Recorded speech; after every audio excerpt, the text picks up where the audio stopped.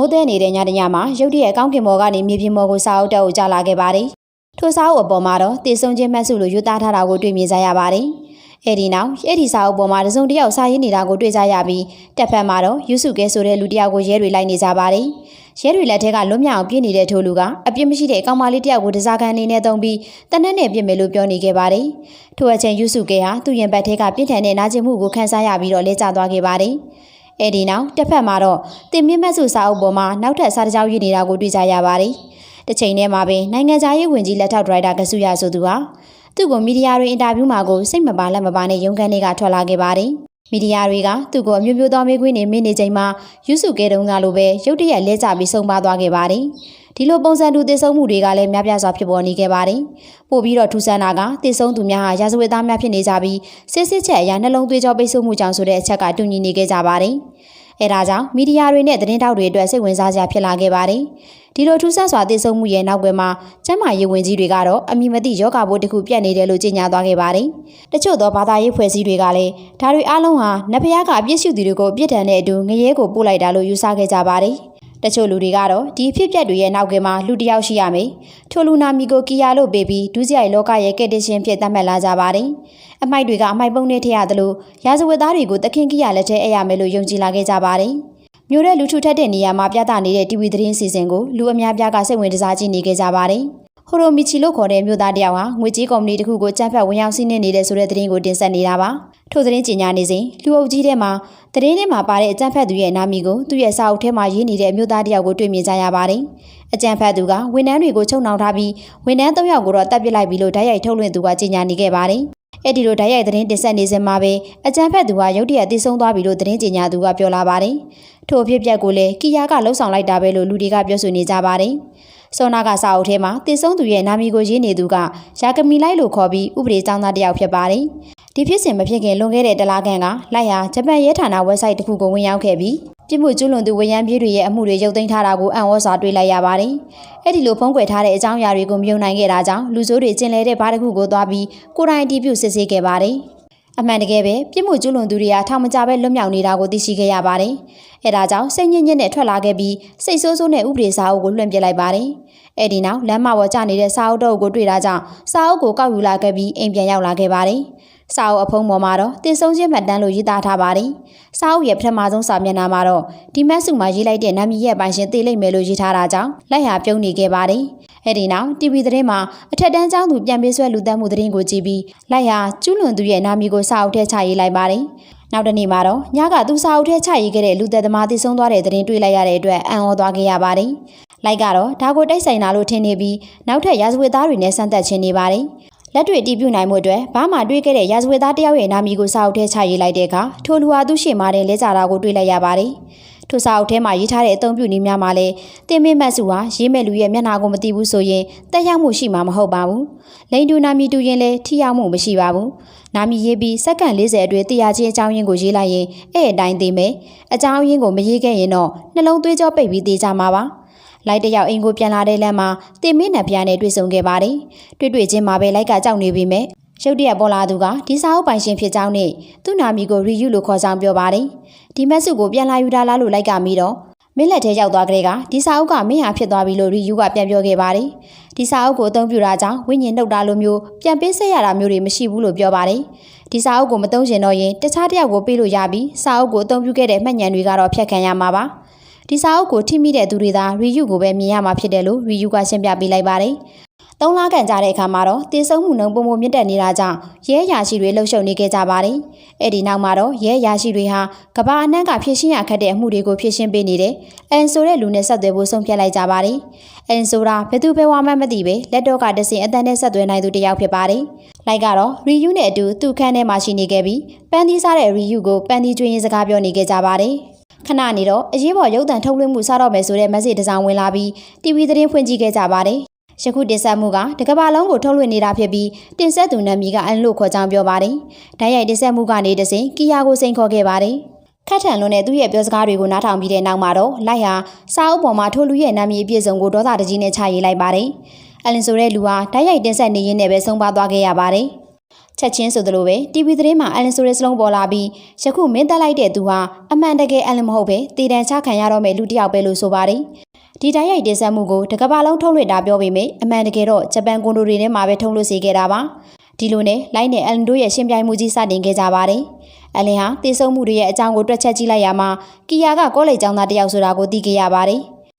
်တညမှာတော့လိုက်ရဲ့မိသားစုဟာညစာစားကြရင်လိုက်ကကီယာမှုကိုသူရောဝင်ကူခြင်းပါတယ်လို့သူ့ရဲ့ဖခင်ဖြစ်သူယာဂမီဆန်ကိုပြောပေမဲ့ဖခင်ဖြစ်သူကဒီအမှုဟာအန်ဒီရဲ့များတာကြောင့်သူ့သားကိုဝင်ပါခိုင်းခဲ့ပါဘူးအန်လီရဲ့လေးလာမှုတွေအရစုံစမ်းရေးအဖွဲ့ချုပ်ရဲ့အချက်လက်တွေကကီယာစီကိုပေါက်ကြားနေတဲ့ဆိုတာကိုသိရှိခဲ့ပါတယ်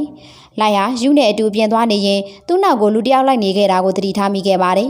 အဲ့ဒီညမှာပဲလိုက်နဲ့တင်မင်းနဖျားယူတို့နှစ်ယောက်စကားပြောနေကြရင်တင်မင်းနဖျားတွေကလူတွေရဲ့မျက်နှာကိုကြည့်လိုက်ရုံနဲ့နာမည်နဲ့ကြန့်ရှိနေတဲ့အသက်တွေကိုမြင်ရတယ်ဆိုတာသိလိုက်ရပါတယ်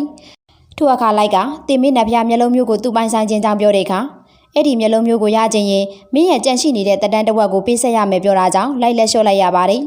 လိုက်ဟာသူ့နောက်ကိုလိုက်နေတဲ့သူရဲ့နာမည်ကိုမသိတာကြောင့်သူ့ကိုဘလို့တက်ရမလဲလို့စာအုပ်ဖတ်ပြီးကြံထုတ်နေခဲ့ပါတယ်ခဏနေတော့အကြံရသွားသလိုနဲ့ပျော်ရွှင်သွားပြီးစာအုပ်ပေါ်ကိုစာတချို့ချရေးလိုက်ပါတယ်နောက်တစ်နေ့မှာတော့သူ့ရဲ့ချစ်သူရှိဟိုဒီနဲ့မြို့ထဲသွားတဲ့ဘက်စကားပေါ်ကိုတက်လိုက်ကြပါတယ်လိုက်ရဲ့နောက်ကိုနောက်ရောက်ခံလိုက်နေသူကလည်းလိုက်ပါလာခဲ့ပြီးကျွန်တော်နောက်ကိုဘာလို့နောက်ရောက်ခံလိုက်တာလဲလို့လိုက်ကထိုးလူကိုထည့်မိလိုက်ပါတယ်ရှေ့မှတ်တန်ရောက်တော့ခေါင်းစုံအမဲနဲ့လူတစ်ယောက်တက်လာပြီးကားသမားကိုတက်နဲ့ထောင်နှူချမ်းစီလိုက်ပါတယ်လိုက်ကတော့တီတီငိမ့်ငိမ့်နဲ့ပဲစာရွက်ပေါ်မှာအခွင့်ကောင်းကိုဆောင်ပြီးကျွန်တော်ဖမ်းပါမယ်လို့ရေးပြီးနောက်ကလူကိုပြလိုက်ပါတယ်ထိုအခါနောက်ကလူကသူဟာ FBI တယောက်ဖြစ်ကြောင်းကပ်ပြားကိုထုတ်ပြလိုက်ပါတယ်အကြံဖတ်သူကလိုက်ရဲ့စာရွက်အပိုင်းစာလေးအောက်ကျသွားတာမြင်တော့ထိုစာရွက်ကိုကောက်ယူကြည့်လိုက်ပါတယ်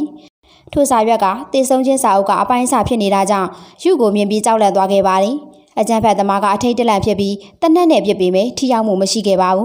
ကြည်စံကုန်အောင်ပြစ်လိုက်ပြီးကားပေါ်ကထွက်ပြေးဖို့ကြိုးစားတဲ့အခါကားတစ်စီးနဲ့တိုက်မိပြီးဆုံးပါသွားခဲ့ရပါတယ်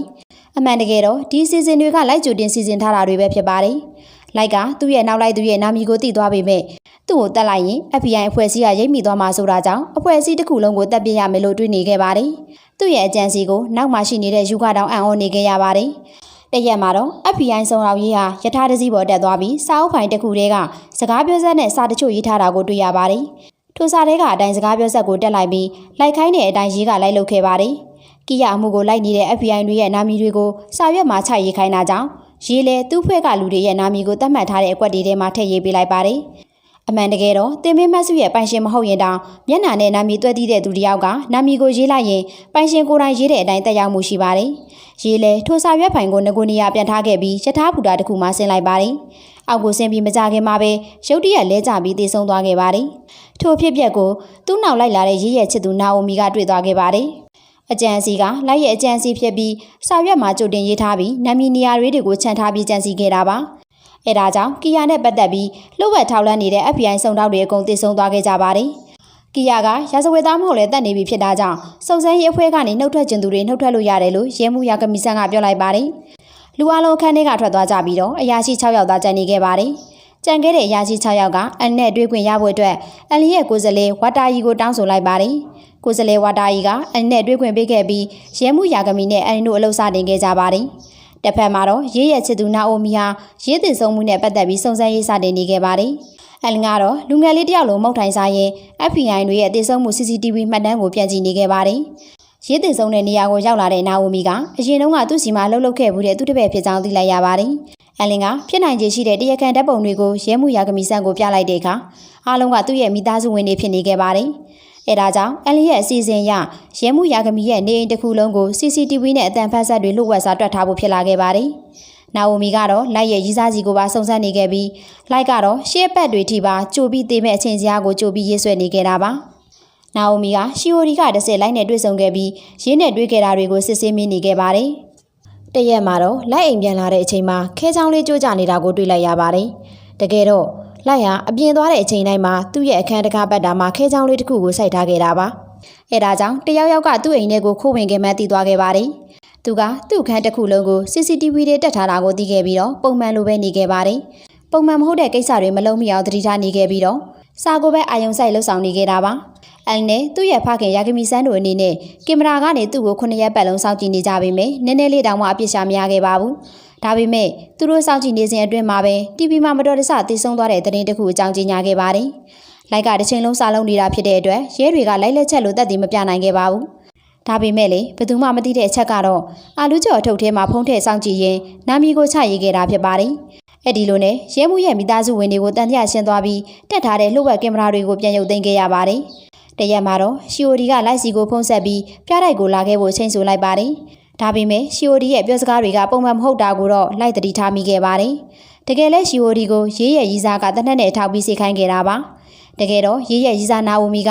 သူ့အသက်ကိုယဉ်ပြီးလိုက်ကကီယာဖြစ်တယ်ဆိုတဲ့အကြောင်းသက်သေပြဖို့အန်နိုနဲ့ပေါင်းပြီးကြံစီခဲ့တာပါ။လိုက်လဲပြတိုက်ကိုရောက်တဲ့အခါသူ့ရဲ့ရီစားကိုနာအိုမီကတနက်နဲ့ချိန်ထားတာကိုတွေ့လိုက်ရပါတယ်။ရှီအိုဒီကိုတနက်နဲ့ချိန်ထားတဲ့အချိန်နာအိုမီကလိုက်ကိုကီယာဖြစ်တယ်ဆိုတဲ့အကြောင်းဝန်ခံခိုင်းခဲ့ပါတယ်။လိုက်ကသူဟာကီယာမဟုတ်ဘူးလို့ညင်းဆိုနေပါတယ်။ထို့အဖြစ်ပြက်တွေကိုတော့အလင်တို့အဖွဲ့တွေကဓာတ်ရိုက်ကင်မရာတွေကနေတဆင့်စောင့်ကြည့်နေခဲ့ကြတာပါ။သူတို့ဆွေးနွေးနေစဉ်ရှီအိုမီကထွက်ပြေးသွားချိန်မှာနာအိုမီကအထိတ်တလန့်ဖြစ်သွားပြီးရှီအိုမီကိုတနက်နဲ့ပြစ်တက်မိသွားခဲ့ပါတယ်။အဲ့ဒီချိန်မှာရဲတွေကလည်းပြတိုက်ကိုရောက်လာခဲ့ကြပါတယ်။ရှီအိုဒီကမသေးခင်နောက်ဆုံးနှုတ်ဆက်တဲ့အနေနဲ့အနံပေးသွားခဲ့ပါတယ်။ရဲတွေမှုကင်းနေရာကိုရောက်လာတဲ့အချိန်နာအိုမီကသူမရဲ့ခေါင်းကိုတနက်နဲ့ကိုယ်တိုင်ချိန်ပြီးတက်သေးသွားခဲ့ပါတော့တယ်။တကယ်တော့နာအိုမီဟာရင်းနဲ့ဆေးဆက်ထားကြောင်းသိလိုက်ရတဲ့လိုက်ကဖះเจ้าကိုသွားပြီးနာအိုမီရဲ့နာမည်အမှန်ကိုစုံစမ်းခဲ့တာပါ။အဲဒီလိုနဲ့နာအိုမီရဲ့တည်ဆုံရမယ့်ဖြစ်စဉ်တွေကိုလည်းလိုက်ကိုတာဆက်ရွက်ပေါ်မှာတေချာချရေးခဲ့တာဖြစ်ပါတယ်။ရှီအိုဒီတည်ဆုံသွားတာကြောင့်လိုက်တယောက်လှေကားအစ်မှာမိုင်းနေချင်းယူရောက်လာပြီးမင်းရဲ့ချစ်သူတည်သွားတော့မင်းတွက်ချက်တာမှားသွားပုံပဲလို့ပြောပါတယ်